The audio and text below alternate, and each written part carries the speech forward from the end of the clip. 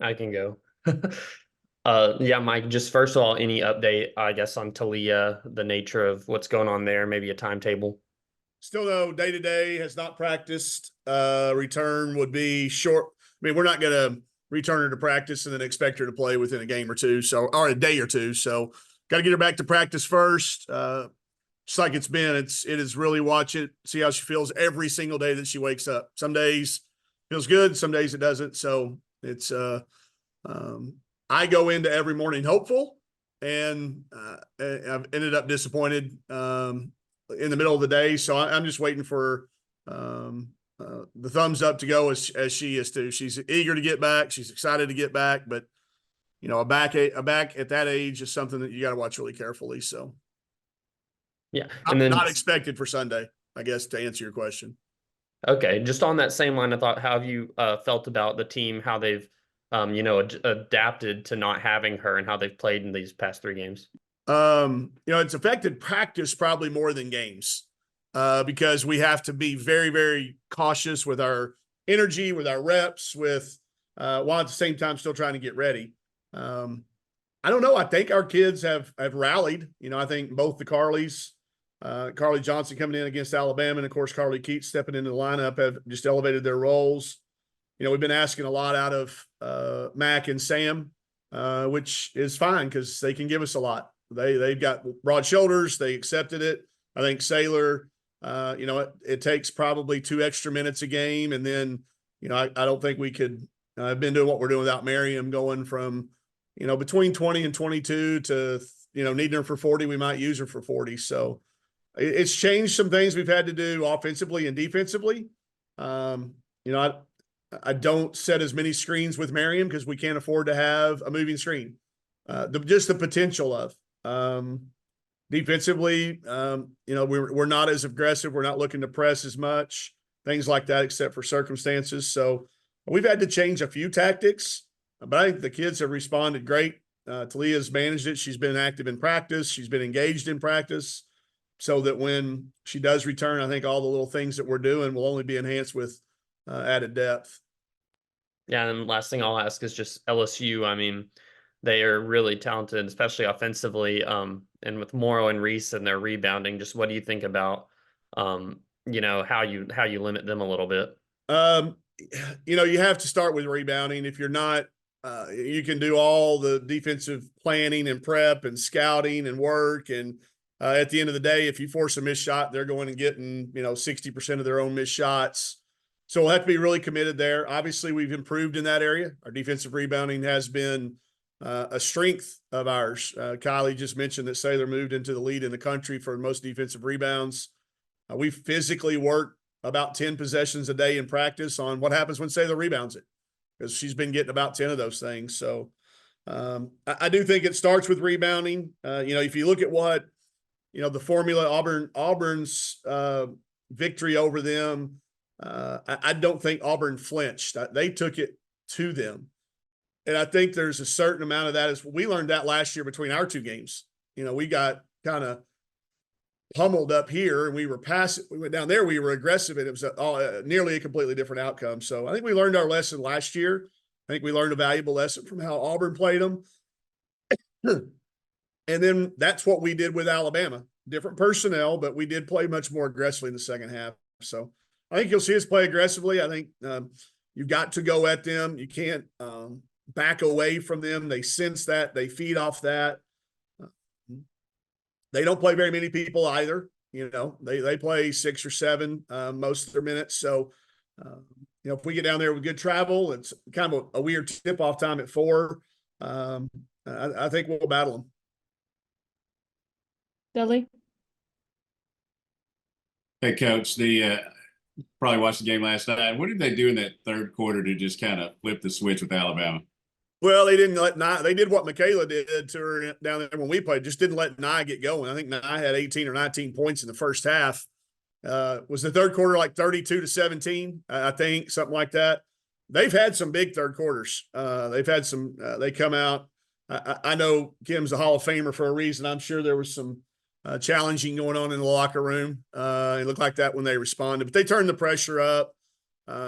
They got out in transition and they stopped Alabama's transition. So I don't know. It's kind of I watched almost the entire game, and when the second half tipped off, it was like you could tell a difference, even through the film, even through the video. You could tell an intensity difference. They were in their stance. Bob Starkey was over there barking orders.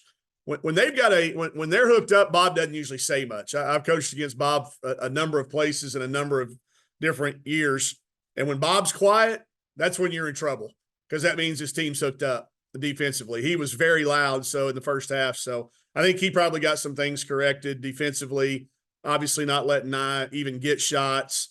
And then they turned those turnovers and harder shots into transition themselves.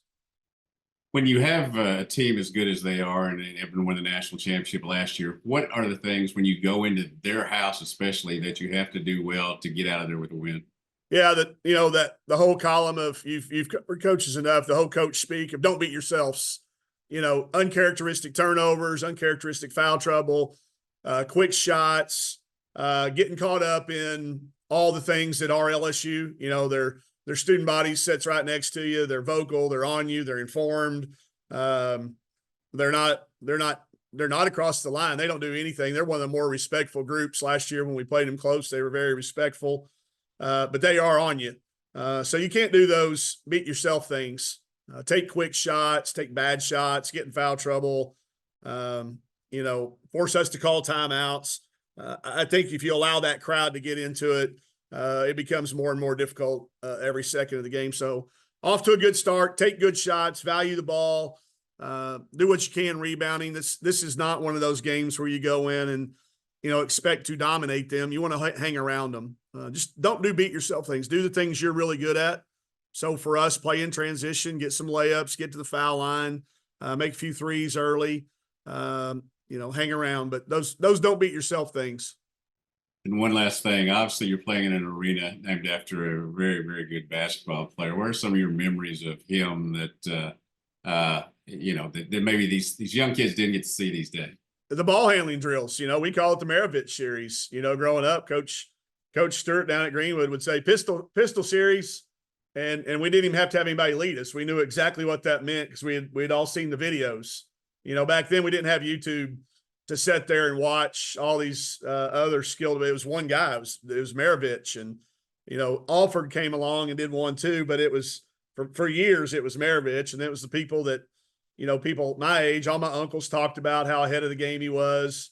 I'm glancing over here at my bookshelf. I've got the movie Birth of a Legend, the movie that came out. That's how we all remember that. We'll tell our kids the stories, and they'll look at me like I'm crazy and say who, and I'll show them some videos. We spliced some videos actually one year to kind of show them who it is. Somebody asked me, it was funny, you'd appreciate it. Somebody goes, "Who's this PMAC guy?" Because they call it Pack the PMAC. They go, "Who's PMAC?" And then somebody went, "Isn't that what they used to call Shaq?" And I was like, no, they never called Shaq PMAC. PMAC was bird before bird. That's right. That is exactly right. We'll go look at the Tiger. We'll go look at Mike. It's I think it's one of those places, and when you look up at the banners and you talk about all the people that have played there throughout the years and the history on the men's and women's side, not just women's, but the 5 straight Final Fours, these players, my players remember Simone Augustus and Sylvia Fowles and the players, the Tamika Johnsons that came through during those runs. So it is another historic place that our kids get to play. And we've played well down there. I hope that continues. We've always played well there. I think when games require fight and aggressiveness, we usually respond pretty well. Okay, back to the under 60 crowd. Yeah, exactly. Y'all go look some videos up. Daniel? Speaking of which, Coach, have you kind of talked about, especially last time y'all were down there and y'all lost only by 3, and there are a lot of returners on both teams, especially the big players, especially if Talia's not going to play?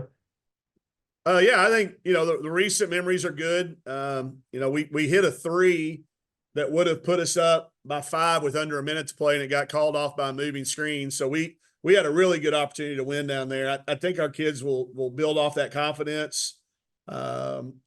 I've spoken a few times about how Mac and Sam tell great stories, to our younger kids, to Keats, to Jenna, to Mary. I mean, Mary was there, but didn't play as many minutes as she's playing now. So I think just talking about all the positives, and we shouldn't be intimidated by the crowd or the fans or whatever. We've done it before.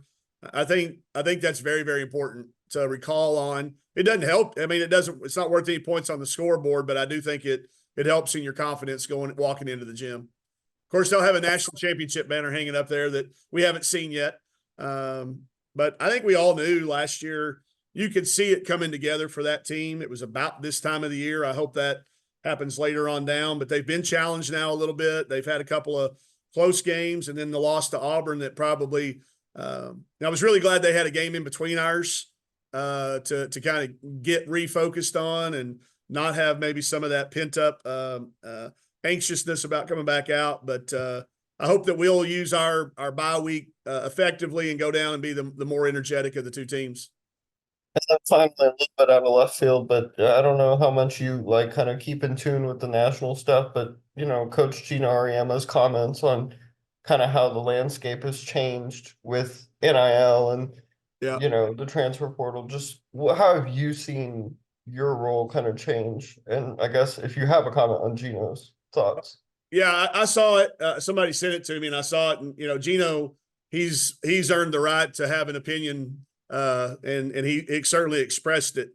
Mine are different from his because of his circumstances. He like he mentioned in his prefacing it, he doesn't have to deal with all the things that we're dealing with sometimes because kids do have higher aspiration options than what he has for his kids. I think I would never ever go as deep as he did because I don't probably understand it maybe as well as he does about what drives the kids to make some of these decisions.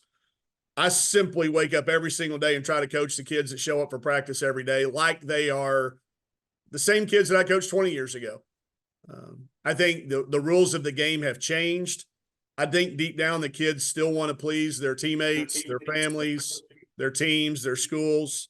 But he may be dealing with a different set of circumstances I am, but I don't necessarily share all of them, but some of the things he pointed out are exactly true. Some of them he was just stating facts, but I don't know any of the personal. He called a few kids, either by schools. I don't know anything about those situations. So. Thanks, Coach. Yep. Evan? Yeah. Hey, Coach. Have you had conversations with the team or some of the leaders on the team this week? Back to your point of seeing the national championship banner, of how the team's kind of going to keep their mentality and keep their mind in check when they step out on the court. Yeah, no, we haven't necessarily yet. We've been practicing, but we've been doing skill work through the bye week. We'll start our prep for LSU today. So I'll kind of get a read of the room and see what their emotions are like. But I think our kids took pride in the fact that, a team from our league won the national championship, a team that we played twice, a team that we played close one time. So I think our group likes to use it as a measuring stick to see where we're at. And we can talk about, they were preseason unanimous #1 as well. So they won the national championship, and I think there was a strong argument that they may even have a better team this year. And they may by the time it's all said and done. It could be a team, and it still is a team that you must include in your conversation for ability if a month and a half. I think we're 58 days away from Selection Sunday, if my math is right. That's a lot of time for those guys to continue to gel. I don't think they've played their best basketball that they're capable of. And I think they all know that. But the time's coming that they will because they're a bunch of winners. It's a bunch of kids that have been there. You've got a coach who's won 4 national championships at 2 different schools. You've got an assistant coaching staff Bob's been in as many Final Fours as anybody outside of UConn. So my guess is they're getting a little bit better every day. I'm not in there. I don't know what they practice, but from watching them, they have continued to steadily improve throughout the year. So, but I do think I'll read the room on how our kids are feeling it and see when they walk in. But, in this league, we walk into 5 different gyms that have a national championship banner. I think we have A&M, we have South Carolina, we have Tennessee, we'll have LSU. South Carolina. I said them. I think there's 4 or 5. Four or five. Did I say South Carolina, LSU, Tennessee, Texas A&M. Going through the league. Kentucky had one. I think there's four. So that's a lot. You know, in other leagues, you might walk into a team that's got multiple banners, but we're kind of used to it. You know, there's a bunch of Final Four banners hanging up in this league, and I think that speaks to the depth of the league, and so hopefully our kids are a little bit used to that. And is there anything you learned when facing off against Mississippi State and Carter that from Dowda and from Saylor that you can use when preparing for Angel Reese? A little bit, but they're completely different when it comes to the way that they get it. You know, Reese's activity level is on another level. I mean, I don't know what, you know, I don't know if they wear one of those devices that charts like we do, but I can only imagine her exertions are off the chart because she goes after her own misses. I honestly think she takes some shots that she knows she's not going to make, but she's going to get the rebound and improve her angle. Like when she drives it in there and bumps you, it's a hard shot when she bumps you, but if she shoots it and gets her own rebound, now you're off the space. And I think that's an art. I'm not saying I think it's an art, and I think she's developed that the way she's played. So a little bit different than Carter. Carter will fade away from you. Carter will jump over you, go around you. Reese will go through you. And again and again and again, and she's relentless in it. You know, with Morrow, you know, the confidence that she built playing for Doug Bruno at DePaul, you know, her offensive attack mode. She made a couple of threes last night, which I think she'd only made 4 all year. She made 2 last night. That makes her incredibly scary. If she all of a sudden has been working on 3-point shooting and feels comfortable shooting out there, because she becomes really hard to guard. But I think Saylor and Merriam have developed a really good synergy playing together on how they help each other with spacing and helping and rebounding behind it. You know, we've always had somebody that could kind of take care of the first level, but then we could never rebound behind it. So like the other night when Merriam, I think on 10 of Merriam's blocked shots, we got the rebound 6 times and turned it into transition. In the past, we blocked shots and they may get it back and score. So I hope we learned something, but I do think they're completely different matchups. Thanks, Coach. Yep. And Ethan? Yeah, last thing. Just I know with the team, kind of the bugaboo's been the slow starts in some of these SEC games. And we've talked about how LSU is so good in the third quarter. Just I guess going forward to try and fix the slow start, how much how much do you coach that? How much do you not want to make it, I guess, like too psychological in the heads? Like, I guess how do you go out just trying to fix that? Yeah, you know, you let it go for a while, I think, Ethan.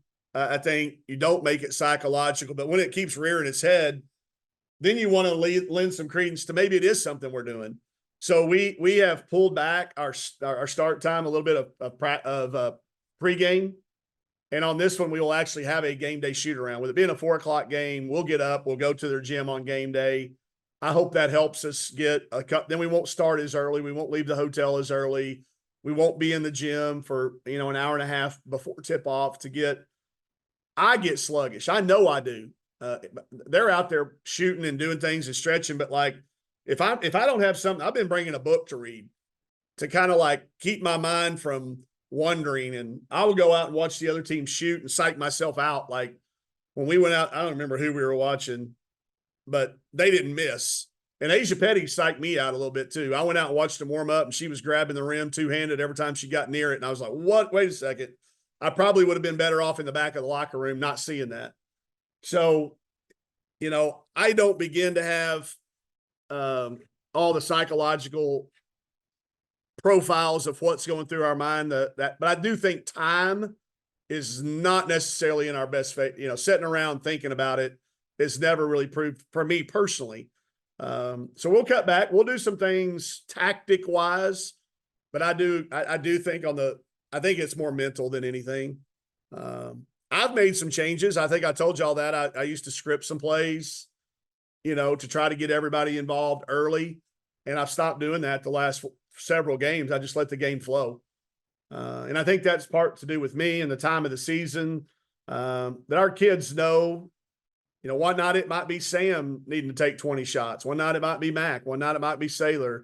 It just depends on how the other team plays. And rather than me trying to guess or predict or scout or whatever we want to put into it, I don't have a crystal ball into their locker room. So I think getting away from that has helped me. I hope it's helped our kids play a little bit looser and a little bit more free. But it has not. It has continued to be a pattern. Anytime a pattern develops, I think you're kind of forced to tinker a little bit. So we have. We'll see how it plays out. You know, with this bye week, we had a lot of time to think, a lot of time to meet, a lot of time to talk, a lot of time to analyze. And that was one thing that came out of it. Maybe a little less time in the gym at the arena prior to game. Thanks.